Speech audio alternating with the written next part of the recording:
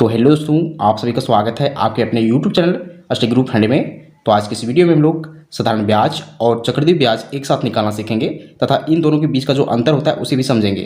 तो चलिए स्टार्ट करते हैं। हमारा क्वेश्चन है कि 1000 रुपये का 10% की वार्षिक दर से 3 वर्षों का साधारण ब्याज और चक्रवृद्धि ब्याज निकालें। तो चलिए सबसे पहले हम लोग साधारण ब्याज निकालेंगे, उसके बाद हम लोग चक्रवृद्धि ब्याज निकालेंगे। तो चलिए स्टार्ट करते हैं।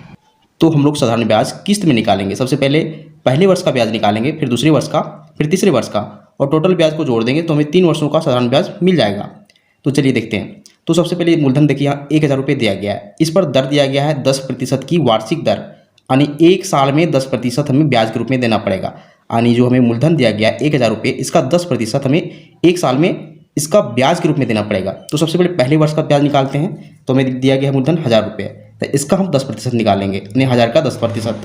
तो 1000 का 10% कैसे निकालेंगे? सबसे पहले हम 1000 रुपये लिखेंगे, देखिए इस प्रकार से, और हम लोग इसको 10 से गुना करेंगे क्योंकि 10% निकाल रहे हैं। अब इसे बटा में हम लोग 100 से भाग देंगे क्योंकि यहाँ प्रतिशत है, तो प्रतिशत के बाद हम लोग 100 से भागा देते हैं। अब देखिए ऊपर से नीचे कुछ कटेगा तो उसे काटिए।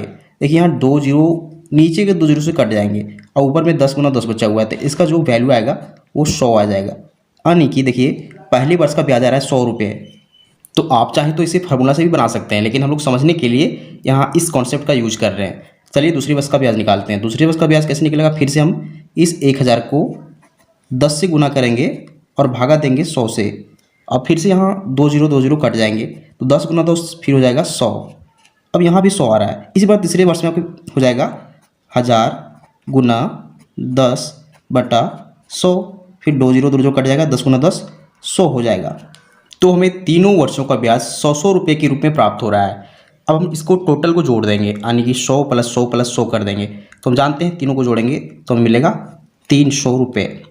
अब ध्यान दीजिए, हमें प्रत्येक बार 100 रुपये क्यों आ रहा है? क्योंकि प्रत्येक बार मूलधन 1000 रुपये है और दर भी 10% है प्रत्येक बार, तो हमें सब में 100 का मान आ रहा है। तो हम देख चुके हैं कि साधारण ब्याज का जो मान आ रहा है 3 वर्षों का 300 रुपये आ रहा है। अब हम लोग चक्रवृद्धि ब्याज को समझेंगे, यहीं हम अंतर को भी समझेंगे। तो चलिए चक्रवृद्धि ब्याज निकालते हैं। देखिए इसको भी हम लोग किस्त में निकालेंगे। सबसे पहले पहले वर्ष का, दूसरे वर्ष का, फिर तीसरे वर्ष का, और तीनों को जोड़ देंगे तो हमें 3 वर्षों का चक्रवृद्धि ब्याज मिल जाएगा। तो चलिए पहले वर्ष का ब्याज निकालते हैं। देखिए यहाँ हमें मूलधन के रूप में 1000 रुपये दिया गया है, दर 10% की वार्षिक दर है। तो चलिए निकालते हैं। सेम चीज़ करना है, इस 1000 का 10% निकाल देना है पहले वर्ष का, यानी कि 1000 देखिए गुना 10 करेंगे, बटा में 100 कर देंगे, प्रतिशत के बदले 100 आता है, दोनों कट जाएंगे 2 जीरो,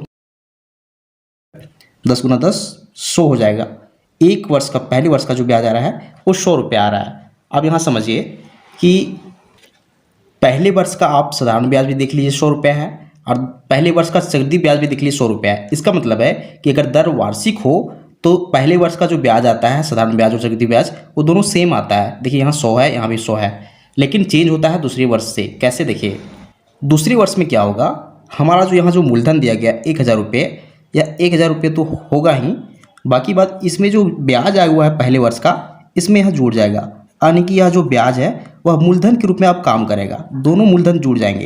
यानी कि यह 100 रुपये जो पिछले वर्ष ब्याज था अब इसके साथ जुड़ के मूलधन बन चुका है। चक्रवृद्धि ब्याज में यही रूल होता है, यानी कि पिछले साल का जो ब्याज होता है वो अगले साल के लिए मूलधन बन जाता है। तो अब हम इसको 1000 + 100 करेंगे और इन दोनों को जोड़ेंगे, और अब इसका हम लोग 10% निकालेंगे क्योंकि हमें दर 10% दिया गया है।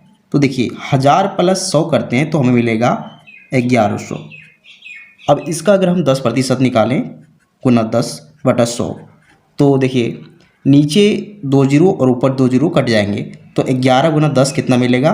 तो देखिए हमें मिलेगा 110 रुपये। यानी कि दूसरे वर्ष का जो ब्याज आ रहा है वो देखिए 110 रुपये आ रहा है। अब यहाँ फ़र्क क्या है?